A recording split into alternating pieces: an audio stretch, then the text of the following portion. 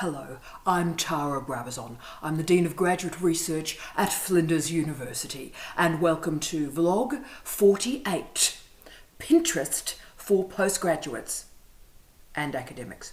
Now, I've been planning this vlog for quite a while. I've been waiting for the scholarly literature to reach a point of maturity so the vlog would be based on more than sort of commentary, subjectivity and a vibe. And we've now reached that point. But now is the time to present this vlog because I want you to be just ahead of the curve. I want you, when you're dealing with future employers, when you're disseminating your research, I want you to appear modern. And I believe, importantly for academics, Pinterest is the next big thing. But of course, there are some people who disagree with me.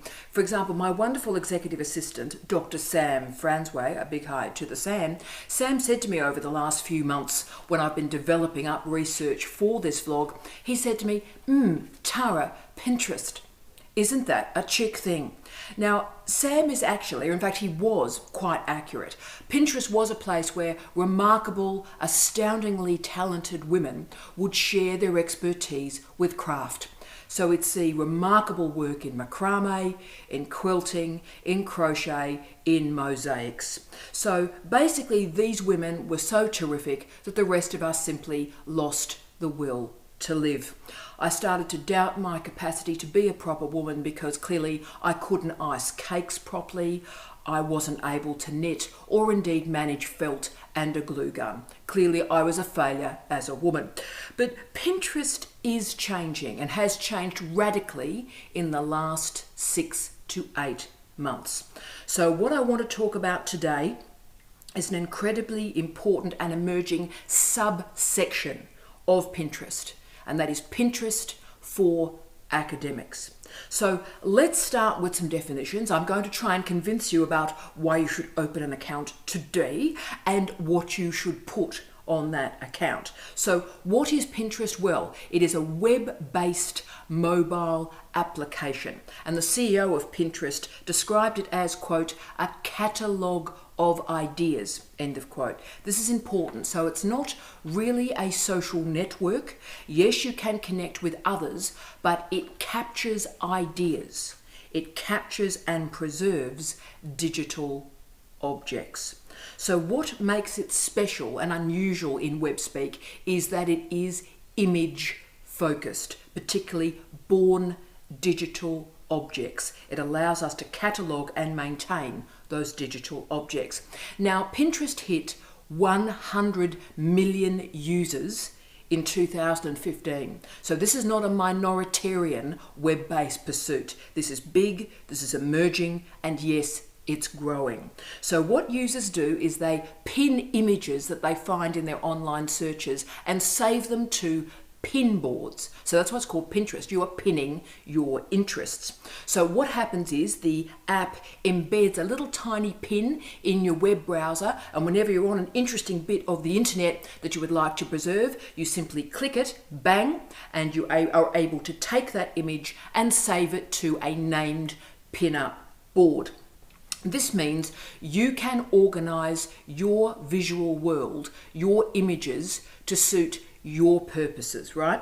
So it also has a series of very significant and important functions, including the capacity to save and send images via email as well. So that can be important if you're on the road doing a presentation of some kind and you quickly need an image, you can send it to yourself and embed it immediately into a presentation. Very useful. So it's particularly useful, I think, for PowerPoint slides, conference presentations and talks, and we'll talk about that a bit more in a second. So what makes Pinterest, I think, important is any of us who are searching the web can pin an image, so you're able to hold it, store it and claim it. But what makes it significant is you're also able to save with it the website from which it came. So think about this. It's a reference to the image that's carried with that image when you pin it. So how crucial is that for understanding the online environment and references from it? So what we have are Pinterest users and Pinterest boards, pin-up boards, and these are organized by subject. So this is important for academics. I, for example, when I'm thinking about the pin-up board titles, I use it like folders for a web document. So if you think of how you organize your notes and all your Word documents into folders, really the Pinterest boards are the same as Word folders. So boards and users can be followed. So that's the social media element of it. So if you find an interesting person or another interesting board that you'd like to follow on a particular topic, you can do that as well. So that's the social media element of it. But Pinterest is important because it's really the only way in which, in the online environment, we can grasp and claim and store digital objects. So now Pinterest is one of the 4 ways in which people engage with information. So if we're after a general search, we obviously use Google. If we want a live or real-time search, we use Twitter. If we're looking for people, we use Facebook. But if you're looking for digital objects, you're going to use Pinterest. So this is not a minor part of the online environment. So for example, there are 750 million pins. 750 million pins. This is huge. And the other important bit that makes Pinterest distinct is that 75% of the traffic comes from mobile devices. So those of you that are interested in teaching and learning, and particularly M-learning, mobile learning, Pinterest is at a point now where we can no longer ignore it. So this is an object-driven site. And what I'm going to do now, from that very basic introduction, is give you the 5 uses for Pinterest right now in your life. So you as a scholar, you as an academic, how can you use this today, now, with the Pinterest site right today?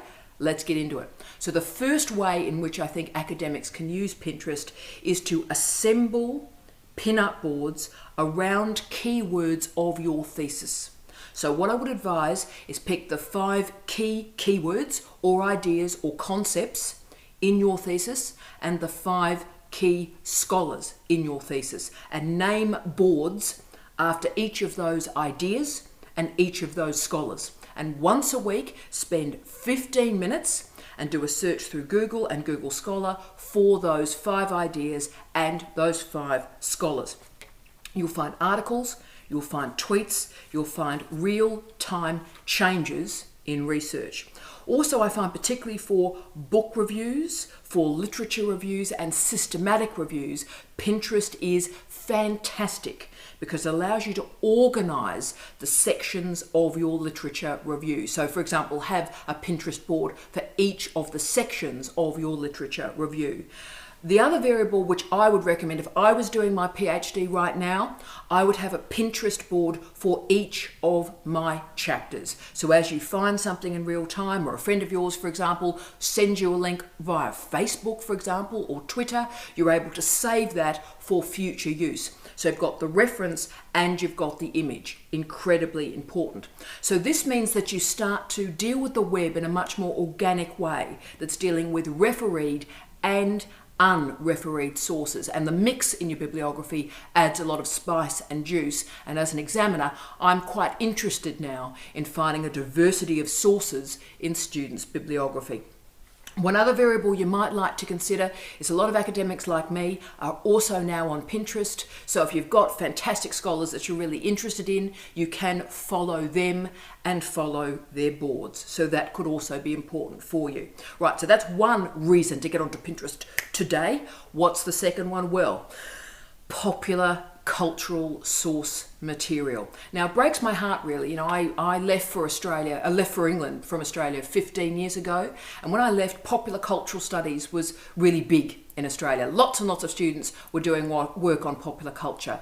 These days, and tragically, that's simply not the case. So I hope that that comes back, that iteration of fantastic popular cultural scholars in Australia comes back. But there is no doubt, if the focus of your thesis is popular culture, then this is the place to collate and collect your information. It is amazing. If you're working on popular culture now, this is the way to organise your material. But whatever your thesis, whether it be from the hard sciences through to the high humanities, the popular cultural material for your thesis is best organised on Pinterest. So a big hi to all our crew working in environmental science, climate change. There's a lot of you out there, team. Obviously, you've got a huge amount of popular cultural material that's emerging on a daily basis. So the popular cultural arm of your work, the media commentary stuff, is really well captured on Pinterest. Now, I do work in popular culture, popular music, popular memory. This is what I do with my day. So the material that I work with through popular memory, through popular culture, is captured through my boards. And it's an incredible way. I've been writing with this method for the last year, and I found it incredibly quick and easy to take a whole series of what could be quite ephemeral texts and capture them in real time for future publications. Brilliant. 3. What's the third reason you should get on Pinterest today? Well, motivational material. Now, most of you know I'm not really a new age person or a hippie or sort of a bit Oprah-fied. I'm not really that person. But there's no doubt that Pinterest does have incredible range of motivational materials. So if you're one of those people that seeing positive images and positive phrases makes you feel better about yourself, then Pinterest is a great place to find that material. So in Pinterest, just do a simple search for inspiration, and you'll find all these great materials that actually do make you feel better about yourself. Now, I'm abusing this a little bit because it's like, oh, it's a bit self-help, it's a bit new agey for me. Having said that, on Pinterest, I have a board that's called Balance. And it has that sort of inspirational material for me. So when I'm having a bad day, or when you're having a bad day, you can go to that Pinterest board and sort of feel a bit better. So it does make a difference. And look, it is motivational material. And if you're not motivated, you're not going to finish your PhD. So it might be useful to you. Okay, so that's 3. 4, biggie, huge. The use of Pinterest in your teaching. Right, so I think Pinterest will transform teaching and learning, to be honest with you. I think we're on the cusp of that transformation. But let's just start with the basic stuff. All of us, when we are teaching, we are doing a delivery, a live delivery, have PowerPoint presentations, yep? And so what I've always said to you is never, ever, ever speak what's on a PowerPoint slide. Your PowerPoint slides should be visually heavy. They should actually be a visual wash behind what you are saying. So, for example, you never speak what's on the slides, you simply speak ahead of the slides, and that's the visual wash. So Pinterest is incredibly useful for sourcing the visual materials that you will use in teaching and learning. It is unbelievable for sourcing slides. I cannot tell you how much time I've saved by having Pinterest boards on topics, and simply when I need slides, they're all sitting there. It is remarkable, like a database. So when you're delivering, or you know you're going to be delivering a particular subject or course in the future, and these days you get about 6 weeks, 2 months notice that you're doing that, you can start to gather up material online and save it to Pinterest boards. Incredibly useful and will save you time. And also we do need to model behavior for our students. And as I've talked about, one of the great things about Pinterest is you grab the image, but the reference for the image is carried within it. So when you're doing your slide, you can actually put in the reference where you got the image. Remember, you can't just nick images, just like you wouldn't just nick a phrase or nick a sentence. That's plagiarism. It's plagiarism when you do it visually as well. So put those references in.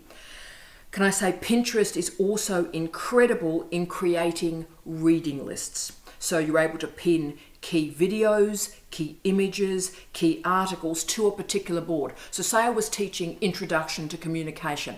I could have Introduction to Communication board week 1, 2, 3, 4, up to 12, and save all the materials in those boards.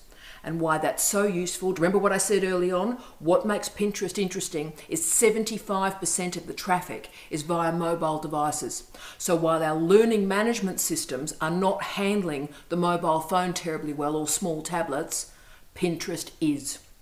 So it's a way for your students, particularly if you're dealing with students who are part-time or commuting, they can use the mobile device to engage with those materials. So do think about Pinterest for teaching and learning, because I do believe that that is going to be big. So 5.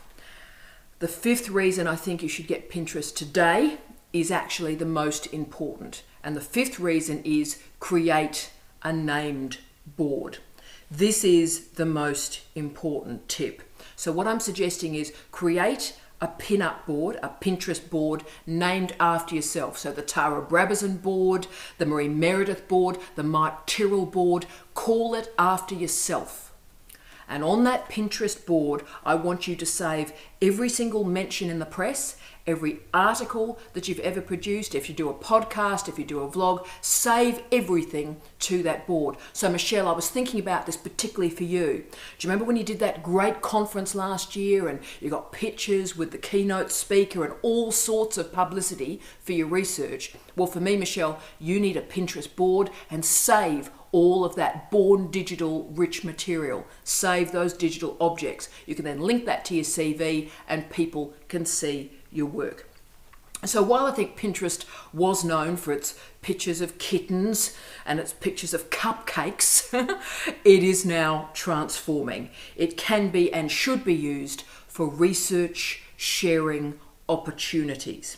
So if you name a board after yourself, then every single mention of you in Google and Google Scholar can be saved somewhere. So then your followers, the followers of that board, can always find and locate your most recent research. And of course then Google will pick up the board when people search for you via Google. Back it comes. So you start to control the first page of your Google returns. Now, why all of this matters is that we live right now in a visual age. And Pinterest really does embody that visuality. So yes, Pinterest is used for a series of hobbies, and that's great, and that's important, and that's wonderful. Leisure is great, but it can also be used powerfully for work and capturing our digital research. So even if you just today have one board named after yourself that captures all your research and the way in which it's discussed in the press, then that is a strong use of Pinterest. But it does offer a way, I think, for us all to track our online research and be at the start, if you will, of something that is going to be transformative, I think, for how we think about research dissemination. So this vlog this week is ahead of the curve. We're presenting a series of ideas to you and for you that will allow you to be ahead of most academics. So as always, please contact me, let me know how you feel about this. If you need any assistance with Pinterest for you and your particular circumstances, please get in touch with me. But in a visual age, we can no longer deny the greatest and most important visual source for information online, and that is Pinterest. As always, I wish you love, light, and peace. Tea out.